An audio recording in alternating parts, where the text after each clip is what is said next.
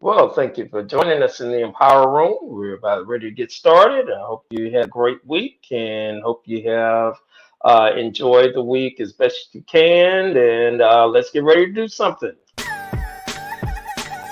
Welcome to the Empower Room for Empowering Moments with your host, Timothy Hughes. Empowering Moments is brought to you by Empower Media LLC, where we empower you, parents, and the entire community with transformative information to move mind and spirit to a higher state of well-being. So welcome to the Empower Room, and let's get started.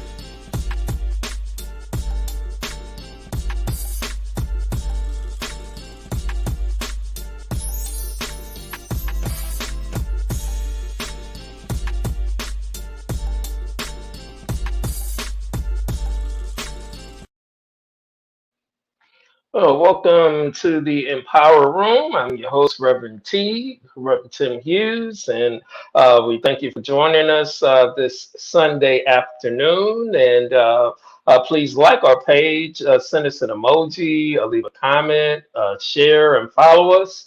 And we also are on YouTube as of a couple of weeks ago. So we ask that you please subscribe to our page on YouTube. This month, we're looking to increase our following due to a wonderful announcement we will be having in January 2021. So please like and share and follow us and subscribe to us on YouTube. All right.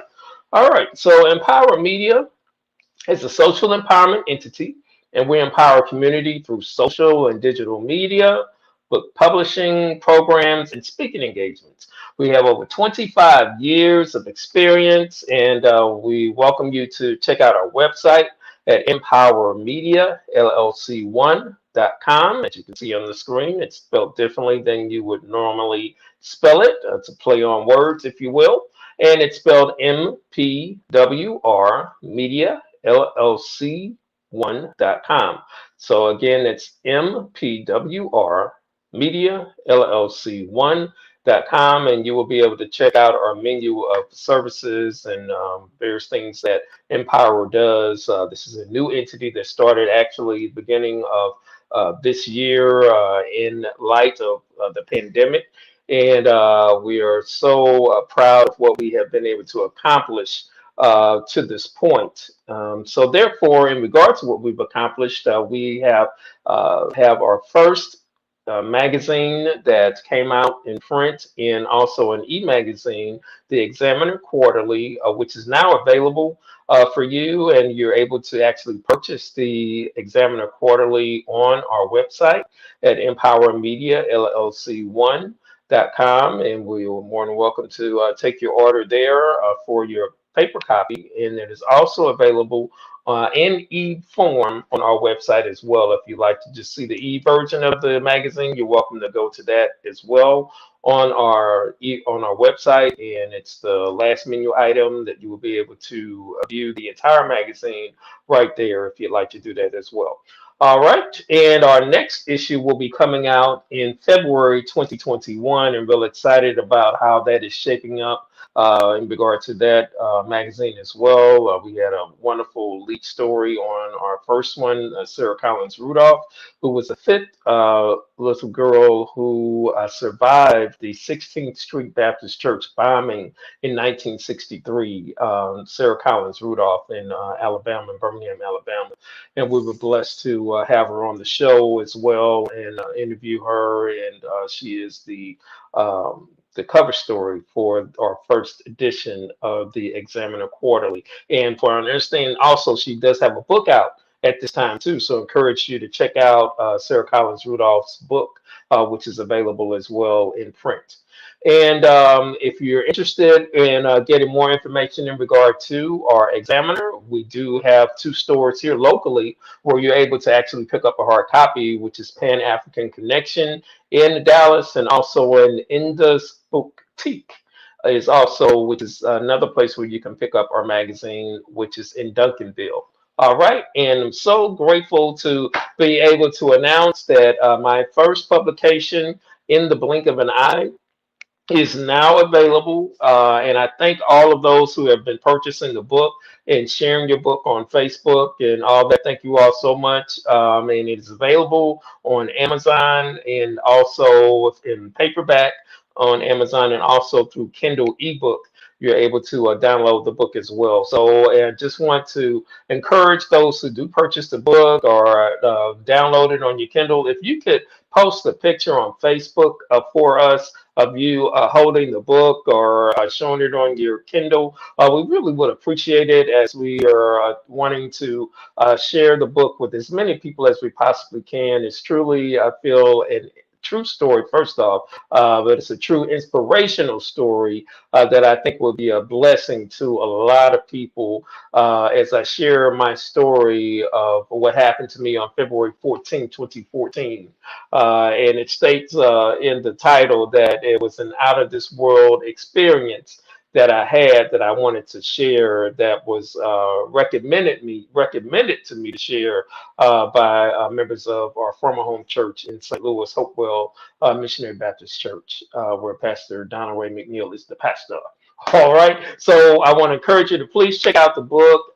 You can also go to our website, Empower Media LLC 1, and you can go to the store page, and at the bottom of the store page that will also take you to purchasing the book if you would prefer to go that route, which is a little less cumbersome, and it'll just take you straight to you purchasing the book there on Amazon. All right, so again, just go to our Empower Media LLC 1.com website and go to the store page, and at the bottom you'll see the book available. We just click on that, or the ebook, Kindle ebook, and click on that, and that way you will be able to purchase the book as well that way.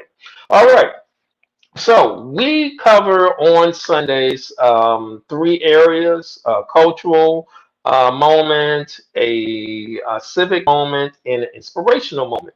So for the cultural moment, again, I want to lift up the concerns in regard to the COVID-19. Been watching the numbers, and I would imagine most of us are watching the numbers, and we are really getting close to that 300,000 number of deaths in the U.S. in regard to COVID-19, and so grateful that there is a vaccine that has been approved, and it appears that, from what I understand, that there will be first issuance of the vaccine on tomorrow, if I'm not mistaken, to the healthcare workers, frontline workers, and that type of thing. And I know there are different levels of folk that the shots will be going out to, the vaccine will be going out to, and pray that this is truly a one of the solutions to slowing this pandemic down again. But we need to make sure that we are doing our part. That's for all of us. We need to make sure that we're wearing our mask. We need to make sure that we're social distancing. We need to make sure that we're washing our hands. We need to make sure that we are not gathering. I'm sorry, I miss my mom who's in St. Louis. I have not seen my mom since the beginning of this year, but I am not putting my mom at risk by my inability to follow CDC guidelines. I'm not going to do that, and my mom's not going to allow me to do that either. So I got one of them kind of mamas. Okay, so anyway, so let's make sure that we're doing what we have to do. Hey, if we need to, I know this is Christmas season getting ready to come, New Year's, we want to get together, party, bring in the new year, 2021, but hold up, wait a minute. All right, we can be patient. We can all be adults, and let's just chill. Okay, just relax. It's gonna be okay. So we will all be blessed to, if God says the same, for us to see each other in 2021 next year this time. All right, let's not make our exit earlier than what it really has to be. Okay, or cause anyone else's exit to be earlier than it really has to be. Let's just be adults. Let's just follow the guidelines, and if we do, we may be able to really put an end to this thing a whole lot quicker than we can imagine. Okay, so please let's make sure we're doing that. All right, everyone, let's please make sure we're doing that. All right.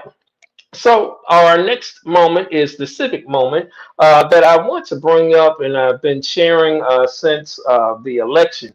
That we definitely keep Georgia in our prayers and our thoughts, and for those that may be watching from the Georgia area, if you have friends from the Georgia area, in fact, our guest that we have today providing an inspirational moment is from Georgia.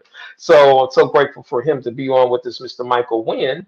And but we want to encourage you, those in Georgia, to please vote. I know the registration deadline is passed as of December 7th, but you do have early voting that starts on tomorrow. So please, let's make sure we're early voting. I know for this election itself, I made sure I early voted myself for the presidential election, myself and my wife, and we were the first 10 people in the line for early voting, and everything went very smoothly for that. So I'm so grateful that we did that, because when we left out, the line was already long on the first day of early voting. So if you are blessed to be able to get out and early vote, I highly recommend that you choose that option of early voting there in Georgia. And there's, of course, the runoff between Warnoff and Loeffler and Ossoff and Purdue. And the actual election day is January 5th, 2021. That is the actual election day, January 5th, 2021. So let's keep Georgia lifted. Let's pray that the results of this election will be beneficial to all Americans and the advancement of our country in a direction that will benefit all of us. All right, is my prayer. Okay, all right. So now I want to move to our special guest, Mr. Mychal Wynn, who is with us. And Mr. Wynn, how are you today? Well, thank you, sir. Very well. All right, awesome. I'm so grateful to have you on, and how befitting to have you on with you being in Georgia, and in light of what is going on in Georgia right now in relation to the election and all that good stuff. So I'm so glad that you were able to come on. I just want to share a little information about you before we get into our conversation. Mr. Wynn is a parent, educator, curriculum developer, researcher, and the founder and CEO of the Foundation for Ensuring Access and Equity, a community-based organization that partners with the faith community, school districts, and post-secondary institutions to expand post-secondary opportunities for all students. As a child of poverty and first in his family to attend college, Mr. Wynn is the author of 28 books. Let me repeat that, 28 books. I don't think you got that. 28. 28 books. All right. And acutely aware of the challenges and obstacles confronting such students. Mychal Wynn was born in rural Alabama and given up for adoption at 6 months of age to a family who lived on Chicago's infamously marginalized South Side. A child of poverty in a community plagued by gangs, drugs, and violence, Mr. Wynn's personal experience has shaped his core belief that young people must be inspired before they can be informed, and that they must know that you care before they care what you know. All right, so for over 30 years, Mr. Wynn has taught students in traditional K through 12 settings and in the Los Angeles juvenile courts schools, the largest juvenile court school system in the United States. As an advocate of the children being vested in their own learning, Mr. Wynn developed a college planning cohort program delivered through a differentiated and culturally relevant college career readiness curriculum that not only informs but inspires students to own the process by setting academic leadership and community service goals. As a consequence, each year, students from lower income families and marginalized communities have gained access to America's best colleges and universities and top scholarships. And this is a heavy brother here that we have. We're talking educational empowerment today. I was blessed to see he and his beautiful wife in action in the Ferguson Florissant School District when I was working in the Ferguson Florissant School District, and never forgot that how he impacted me. I mean, it was there for our parent engagement event that we were having, but you impacted me so that I had to reach out to you for this conversation today. So I want to thank you again, Mr. Wynn, for coming on with us today in the Empower Room. Thank you so much for having me. I'm happy to be here. All right, all right, all right, all right. So, Mr. Wynn, we kind of talked before, but I just want to share with the audience. How are you doing? First off, in regard to the COVID-19 and other tensions that we're dealing with, we kind of talked about you and I offline. But how are you and your family doing? And in relation to the election stuff and COVID-19 and all that good stuff. My family and I are doing well. The thing that we recognize is that the challenges we have now may be unique in regard to a pandemic. Challenges of living in America have always been with us. So we have gone through everything that we've had to go through, and we have trusted God to get us through it and simply created strategies to do what we need to do. And so now that we're in COVID-19 and now that schools had been locked down for us, our work has continued. Our family has continued to do the work that we were doing. When schools closed down last March, we already had our students working in an online curriculum. We were normally meeting with them one Saturday a month in person in North Carolina, South Carolina, and here in Georgia. And we simply moved those once monthly meetings to an all virtual format, and we never missed a beat. And then in the summer, when we normally would have hosted our college planning boot camps, week-long boot camps, we told school districts that we knew what we were doing and we could engage students. One of our school district partners in Texas dropped out and said, "We don't believe that you can engage middle school students in an all virtual session. They have to be in front of you." And we say, "No, you have just trust us." But they didn't trust us, which is fine, because with our partners in South Carolina, North Carolina, and Florida, we didn't miss a beat. We hosted 4-day college planning boot camps for middle school students and high school students, and we've been working with those students ever since. So our program has continued, and our engagement with students have continued, and my family and I have continued to be healthy. We have socially distant. You can do Zoom anywhere. You don't have to be in the room. Tell me about it. Hey, it's been a blessing to be able to do what we've been doing through Empower, through how we do what we do. Because I have collaborators in St. Louis and Ghana, West Africa, and all that. So it's a blessing to be able to have this opportunity, to do this in this format for sure. What inspired you to get into education? First off. When I left high school going to Northeastern University in Boston to major in electrical engineering. And I eventually switched my major into a dual major in business computer science, graduated from college, was working with IBM in California. And then after 2 years at IBM, I recognized that that was just not my calling. I have always been a writer. I started writing when I was in the second grade in public schools in Chicago. And so I left IBM. I pursued my writing full time. And then as a young writer, I was invited to teach middle school students in Los Angeles Unified School District. They had a program at the time called Proficiency in English, where they were teaching primarily students of color to acquire standard English skills. And so I started teaching middle school students at that time. They were called junior high, writing and public speaking. And it was in the course of doing that I saw something that really disturbed me, that I would go into a classroom and have a really engaging session with students. But then as soon as the bell rang, they would leave the classroom and go into a school climate that was toxic, name calling and put downs Mm-hmm. and Mm-hmm. profanity. And that disturbed me so much. I said, this can't make any sense. There must be research that supports what a school should look and feel like if students are going to be successful. And so that's what took me into educational research.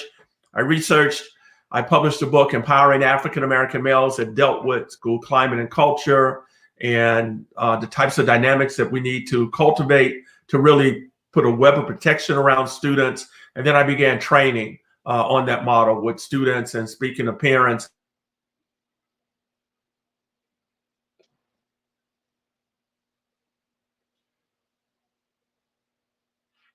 All right, I think we have a technical issue. Just a minute. Let's see if I can get him back.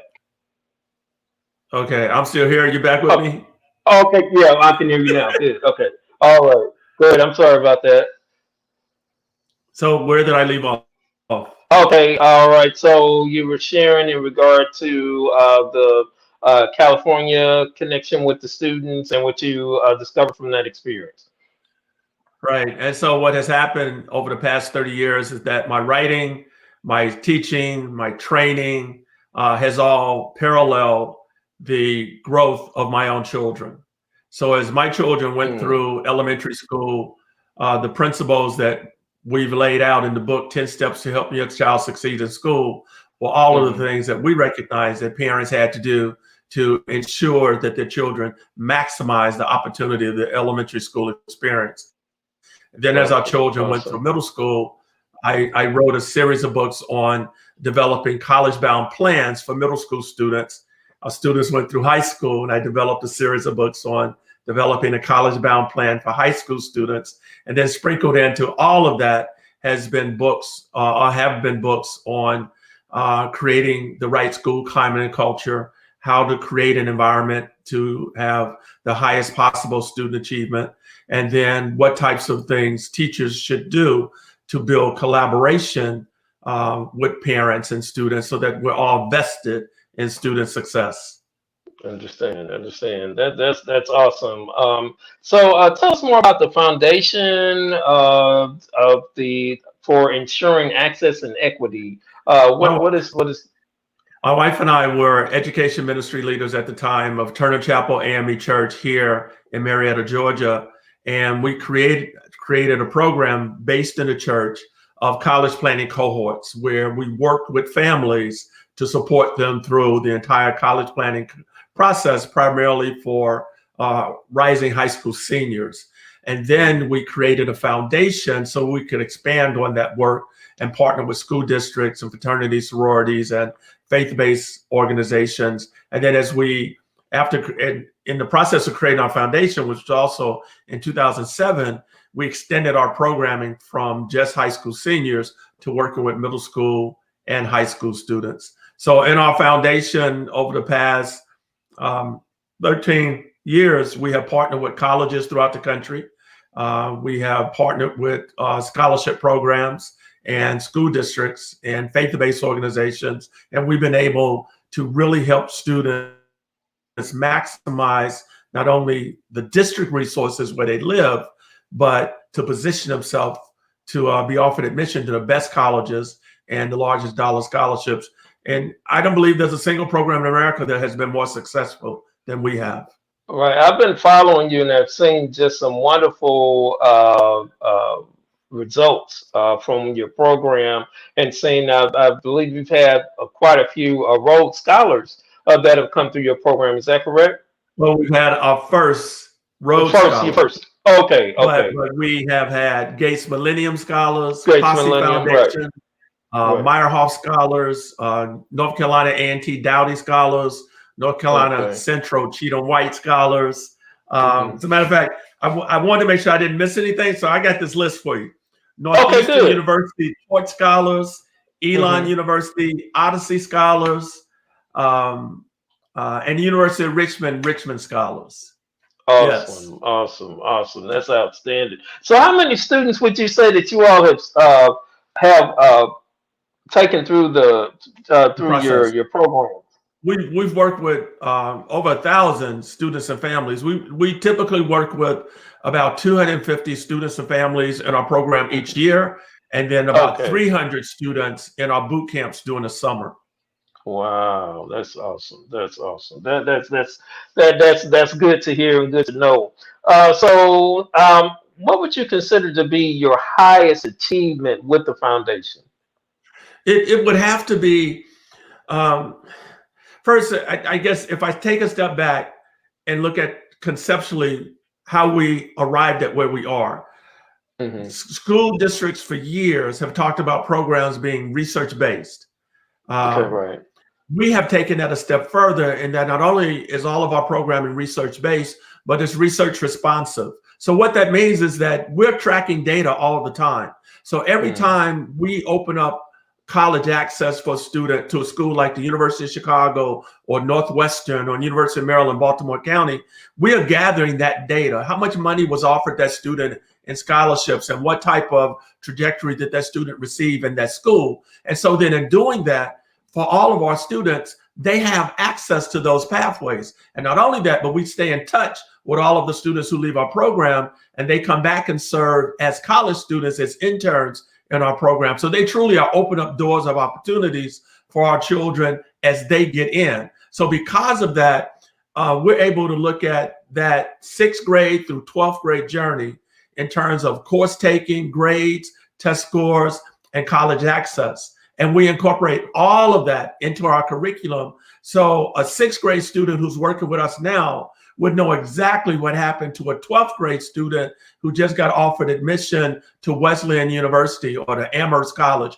or to Williams College. So in that way, that 6th grader can plan that 7-year trajectory so that he or Right. she knows how to Right. get a particular scholarship or how to get into a particular college. No one does All that. right. None of the school districts do it. We have more Right. success in our program than many school districts have as an entire district. And so you're talking about a foundation working on a shoestring budget versus a school district with $100 million budget. Right, I hear you. As I said when I was reaching out to you before, I was saying Dr. Wynn.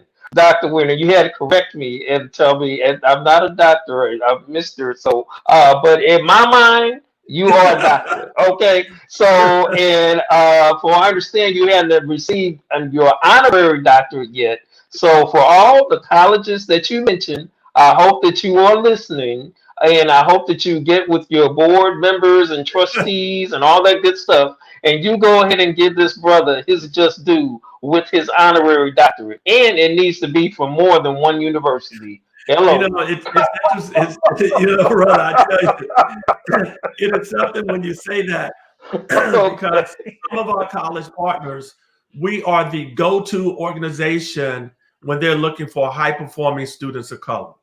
They know Hmm. that we have some of the best performing students in our program in the country. And it's not because, see, a parent asked me at our meeting yesterday, she said, well, how concerned should we be with college graduation rates? And what I was explaining to her is that when you look at Harvard and they have over a 90% graduation rate, that's because they only admit the top students in the country. So they're supposed to Hmm. graduate at a rate of 90%. But when you look at Hmm. Morehouse College may have a 60 or 70% graduation rate. But that's because while they admit Black men who are class valedictorian or salutatorians who will graduate at a rate of 90%, they also take marginal students who could not have gotten into these selective schools. And I so what we understand. do in our program is we work with everybody. And so we Hmm. take students who are marginal in 6th grade who are now performing at with achieving straight A's by 8th grade because they own the process. And then I when they understand. leave middle school and go into high school, they're able to take high level classes that normally they would not have had access to because they would not have had the middle school grades to qualify for admission into those classes. So the I work that see. we're doing, I mean, it is divine work. It is truly I agree. spiritually led. I agree. I agree. Wholeheartedly agree with you with that, especially being in session with you. I felt that. I really did.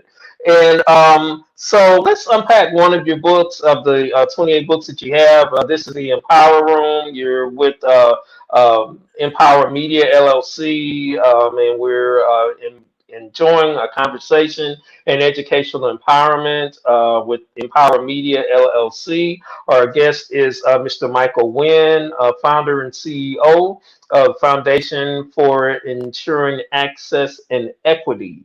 All right, so let's unpack one of your books, The 10 Steps to Helping Your Child Succeed in School. And you have volume 5. And in relation to that, I see there's a breakdown within the book that the first step is get to know your child. Right. The second step is identify the best school. The third step is develop a plan. The next is to meet the staff. Number 5 is to be visible. Number 6 is tell teachers how to best communicate with you. Number 7, prepare for school. Number 8 is prepare for testing. Number 9, talk about what your child is learning.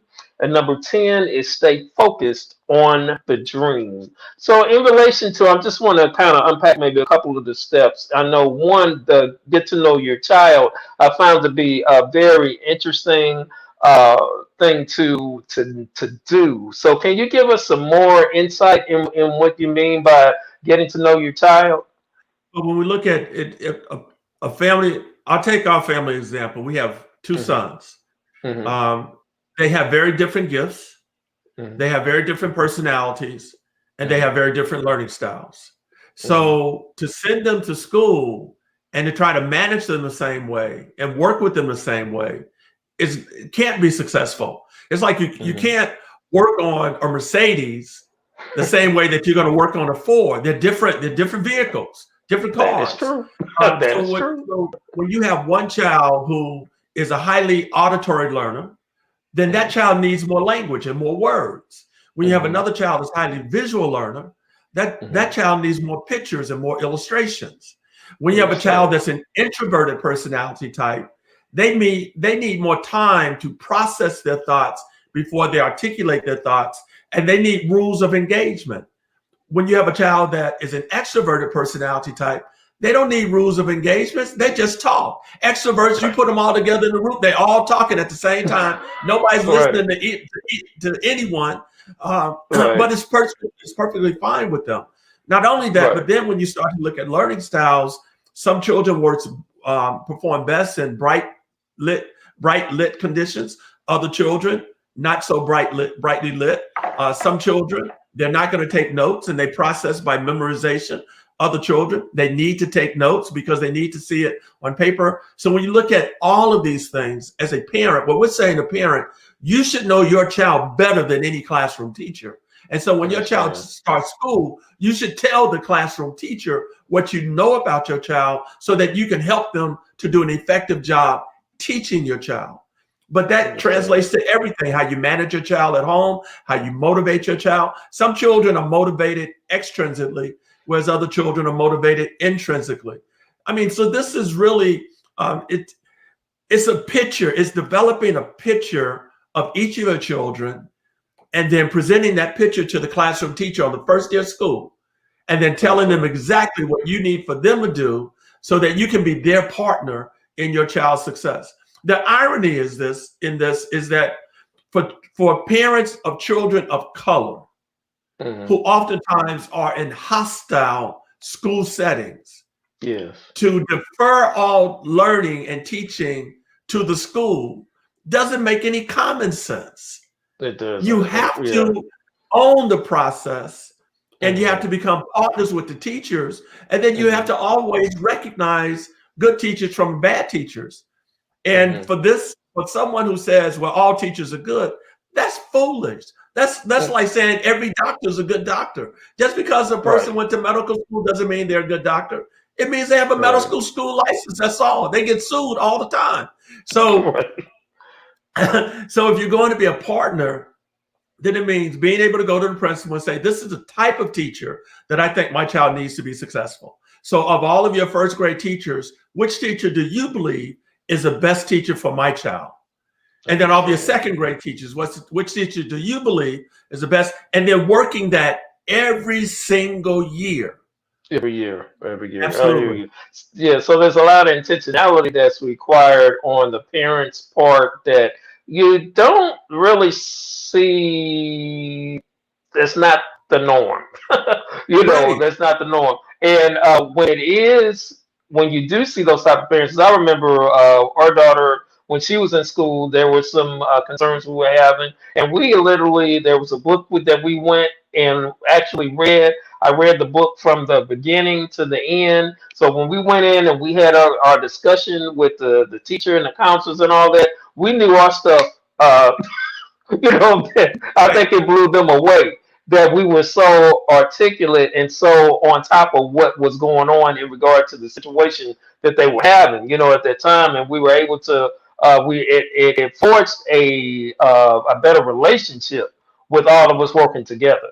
It really Right. did. In And the that's end, and that's in the end. exactly the way that the 10-step book was written for parents to Hmm. read it and for it to provide a blueprint for how they interact with their schools. So when they go to their child's school, that they immediately present all their information to the school and then talk about within context the dreams and aspirations they have for their children's gifts and talents, their best and worst Hmm. learning situations, all of those things that can just provide the best opportunity for a child to enjoy the school year and for them to learn and not only learn, but to know that they're learning at a high level.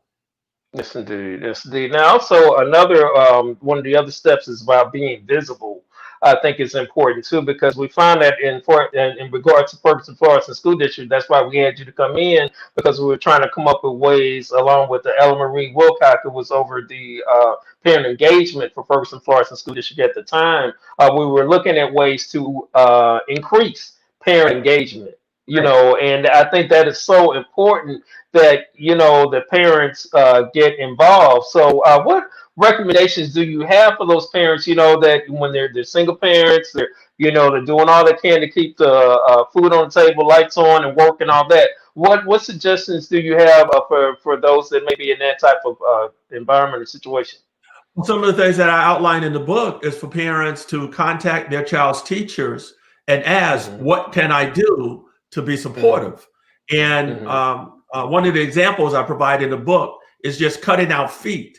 And that was something that my wife did, I saw is that. that Right. we had a situation or a teacher, one of the classrooms with our son who said that she needed feet because she wanted to have feet on the floor and going up the wall. So my wife cut out feet and she sent all those feet to school. Hmm. Other opportunities are when they take their own gifts and talents. Parents oftentimes will go to school for a career day, but if you're an artist, then you can help design a bulletin board and you don't have to do that during the school day. You can do it on the weekend or you can do it after school. If a parent is a musician, you can create music for a classroom, or you can go in and demonstrate different instruments, particularly during different times when they're studying topics like Cinco de Mayo or Black History Month, or so what we try to encourage parents to see is use your gifts and talents to support your child's classroom on whatever level that is. Even if a parent is, this is another one. I think Okay. I talk about this in the book, that parents who are Hmm. construction workers, they would go down to our son's school and they built a bridge in the media center from one side of the room to another side of the room so that children could sit on the bridge and read books or sit under the bridge and read books. But they did Okay. that on the weekends. So, Huh. everything that parents do, whether if Hmm. they're working as a chef or working in computer software design or working in construction, they could take that skill set to their child's school and make a contribution. And children have so much pride because imagine this: a child sits on the bridge in the media center to read a book, and there's a Hmm. plaque on that bridge that says this was done by Michael Wynn's dad. So that child is sitting Yeah. on the bridge saying, my daddy built this bridge. I mean, Right. Right. that's what can That's cool. happen. And that's how you have ownership. And that's how children know that the school is really part of the community. Indeed, indeed. Very good, very good. And one of the other, I guess, one other piece I wanted to bring up is prepare for school. Prepare for school and how important it is to have schedules, to have create structure at home for your child during the school year. Put in the school calendar on the refrigerator, making sure they go to bed at a certain time. When it comes to testing, that they're doing the proper things that they need to do to prepare for testing, getting some pre-test information from the teacher Right. to practice. Those I think are phenomenal steps and suggestions that you provide in the book as well. And all of that is easy. Hmm. It's easy to do. And Mm. there are no excuses. There are parents who will say, well, you don't understand, I work two jobs. Well, if you work two jobs, having a schedule is more important for your household than For anybody else's real. household. That's right. And That's sitting right. down and setting a schedule, this is when my children are going to get up. This is how they're going to have breakfast. This is where even at nighttime, raising boys are totally unorganized. When they come in the house, the shoes go one way, book bag go another way, homework is another. They don't know what the Right. dictionary is, what the thesaurus is. Parents have Hmm. it's, parents have to own this process and just have a box. And in that box Right. are school supplies, a dictionary, the source, everything they need. And then when they come in, have a routine. When you come in, put your backpack at the door. Take your Hmm. shoes off and put them right there.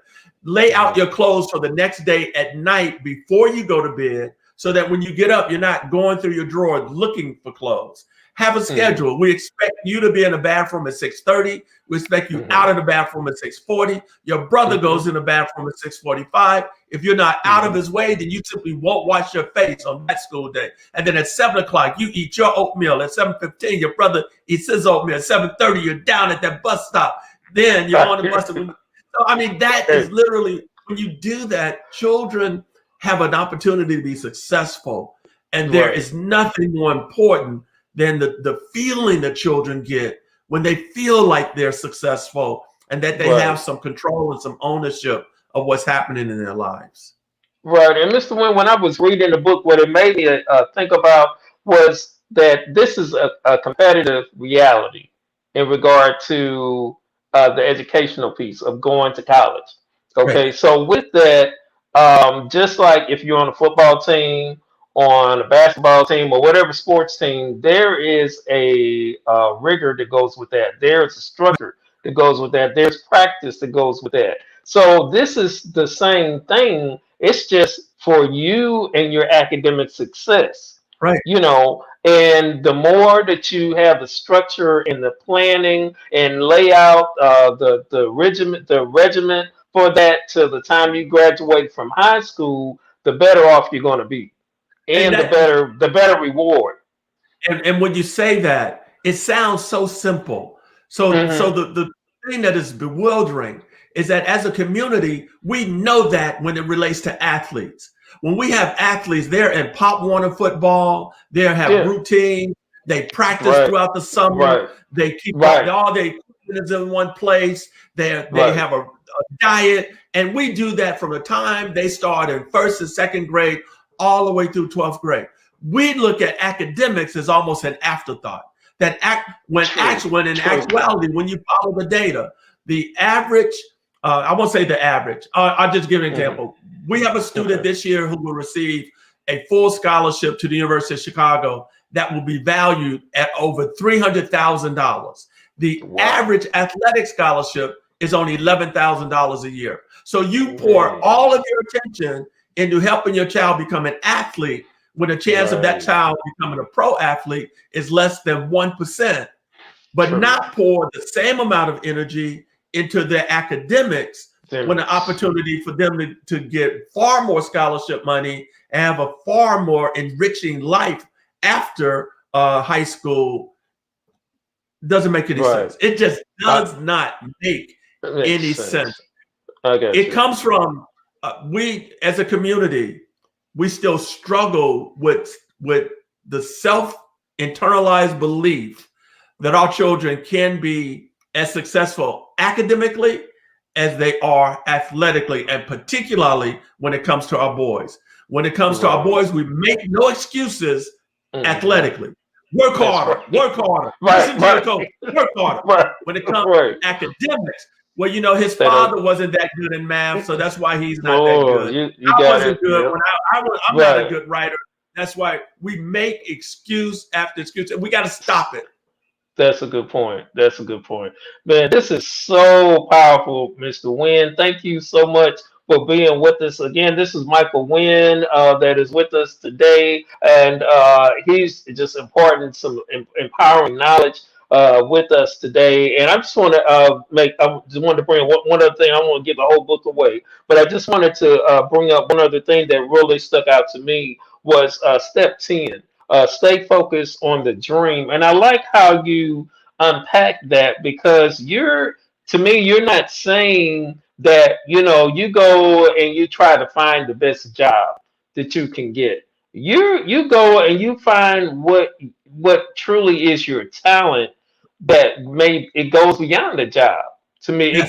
it goes beyond that, which is really something that's not taught in school. And can you expound more on that? In school, we frequently say, what do you want to be? You know, most of us are going to be on a journey for our entire lives. We don't know what we want to be, but we know what we love to do. You know, so if we rephrase the question, what's your passion? What do you love to do? Now, for some boys, I would say they are truly passionate about athletics. Whether or not they go to the NFL, they would love to coach youth football, to be a personal trainer. They get up every day, they can't wait to run and exercise, and that's their passion. Whereas there are other students, they get up every day, man, they just want to start programming. They want to write apps for your cell phone. They want to create new apps. They want to shoot YouTube videos. So if you just focus on the passion, then if you use that passion to lead them through learning, they're going to get up every day hungry to go to school, can't wait to get there so they can be producers. They can produce a film or produce music or produce writing and poetry. And then when they go to college, pursuing that same passion and then taking that passion into the workplace, they would never work a day in their life because they will love every day that they get up and go and do what they do. Earning money would simply be a bonus. And we don't talk like that as a community. And here's another irony. We don't talk like that as a community, but we are a big church-going community. But in the Bible, it says God calls us for a purpose. You know, he equips us with an anointing to do what he has called us to do. So then it seems reasonable that we should help our children discover their purpose, which typically is rooted in their passion, and then provide an education to pursue that. Yes, indeed. Yes, indeed. Yes, indeed. That's powerful to me. So I want to encourage everyone. How can they purchase your books? How can they get in contact with you? There may be persons from school districts that may want to have your program in their school system or in their school or whatever. So how can people get in contact with you, Mr. Wynn? They can always go to our foundation website, which is www.access, ACCESS, and equity, EQUITY.org. Or if they can't remember that, they can just Google my name.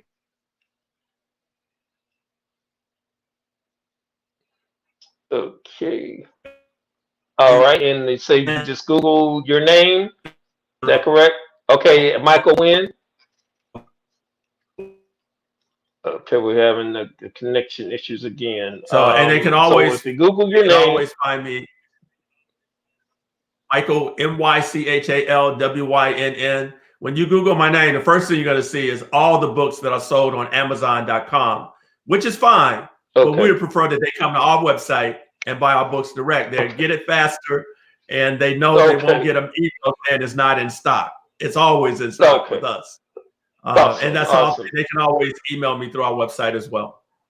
All right, all right. So that's Mychal Wynn, everyone. For anyone who's interested in reaching out to Mr. Wynn and purchasing his books, it's MYCHALWHNN. Is that correct? WYNN. I'm sorry, WYNN. I'm sorry. I see looking at a W and saying H. WYNN. This is the book that we've been talking about today. That's Yes, my son indeed. right Yes, indeed. there. When he was in elementary school, he's now a Gates Millennium Scholar. Awesome, awesome, awesome. I remember when they were young, when you all came to first parts of school district, and they are doing outstanding with the guidance of outstanding wise parents. So thank you all so much. Yes, indeed. Yes, indeed.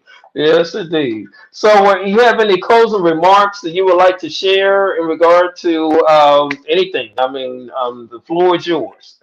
Our community has to begin to think long term, that Okay. we should stop having this conversation about whether or not our children have the potential to go to college, whether or not college is for everybody. We need to think long term. What's supposed to happen in the life of your child after high school?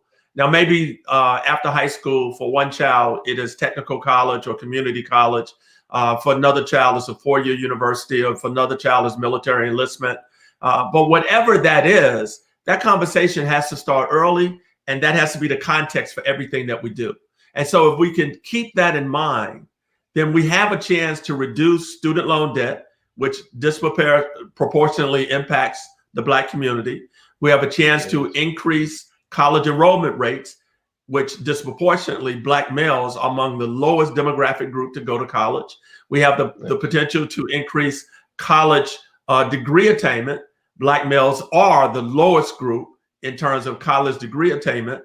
And if we can just think long term, then we simply, in our program, we call it backwards mapping. We come back to the day in kindergarten and we're asking the question, what types of things do I need to do between now and 12th grade so that my child has the best opportunities?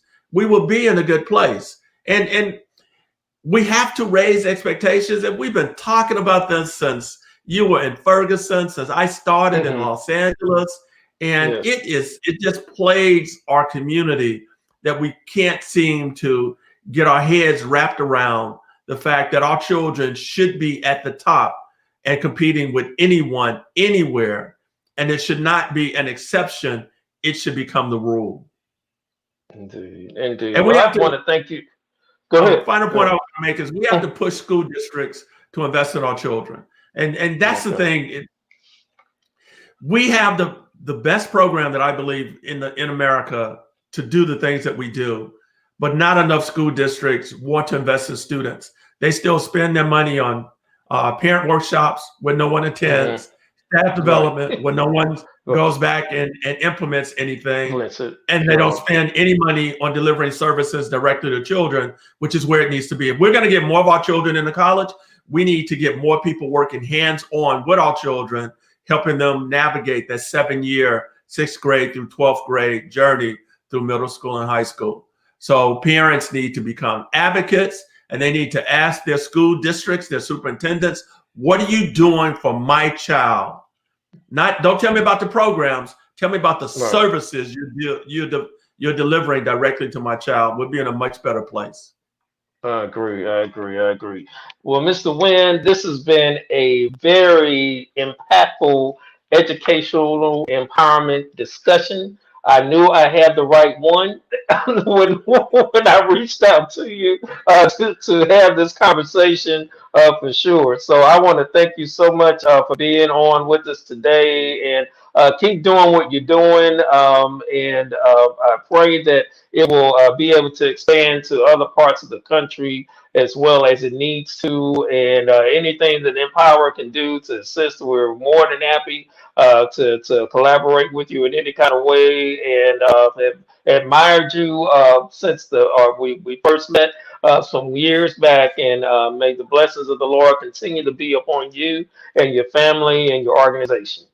Thank you so much. God bless you, brother. Thank you for having me. God bless you. Oh, definitely, definitely. All right. Well, thank you again, Mr. Wynn. And definitely, you all make sure you go out to get any one of his 28 books that are available for purchase. We definitely just unpacked one of them, 10 Steps for Helping Your Child Succeed in School, the volume 5, the fifth edition of that. So please make sure you get this. This is, I think, an excellent Christmas gift to be able to give to someone. All right, and just an excellent life gift for those of you all who have children and trying to navigate how best to prepare them and put them on the path of success.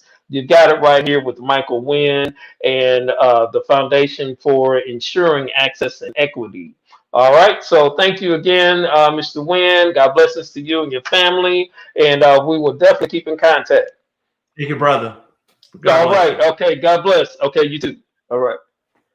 Uh, All right. Well, I want to thank everyone for being with us today in the Empower Room. I don't know about you, but it is gotten a little hot up in here. So, I mean, I pray that you have benefited from a lot of the information that Mr. Wynn had to impart with us today. Again, I want to encourage you to get the 10 steps to helping your child succeed in school. You can reach out to the Mychal Wynn Foundation. You can go and Google his name, Mychal, last name Wynn, WHNN. They also have a website, which is www.accessandequity.org. All right, so www.accessandequity.org. All right, www.accessandequity.org. All right, so I hope that you all are empowered by this conversation today. Please like our page, share our page. Subscribe to our YouTube channel. We just started a couple of weeks ago. We have some exciting things that we have planned in 2021, and we're trying to increase our viewership and our followers to a wonderful, healthy number that we're blessed to have for what we have now, but we want to increase it to even more so we can move forward in what Empower is planning to do in 2021. All right, so next week, we're going to have a very engaging conversation again. It will actually be the In the Blink of an Eye celebration. The book, my first book that I published, will be, we're going to celebrate some of the folks that helped put the book together, that contributed to the book and that type of thing on next week. So we want to encourage everyone to come on out and join us, and pray that you will be inspired by our dialogue on next week in relation to my first published book, In the Blink of an Eye, an out of this world experience. So please join us on next week, next Sunday at 3:30 p.m. Central Standard Time. And you all have a blessed week. Okay, be safe, everyone. Wear your mask. Okay, make sure you're social distancing. Wash your hands.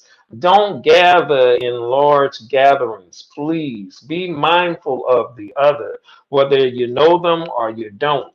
Be mindful, okay? This pandemic is not over. Yes, there is a vaccine that is being delivered as we speak, but it's not covering everybody yet. We still have a long way to go.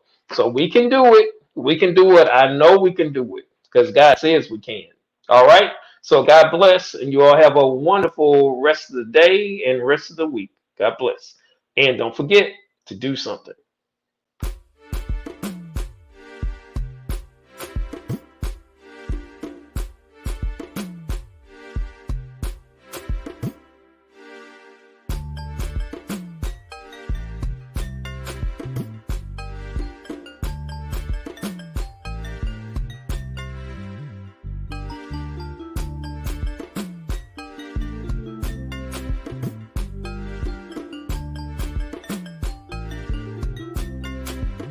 Thank you for joining us in the Empower Room.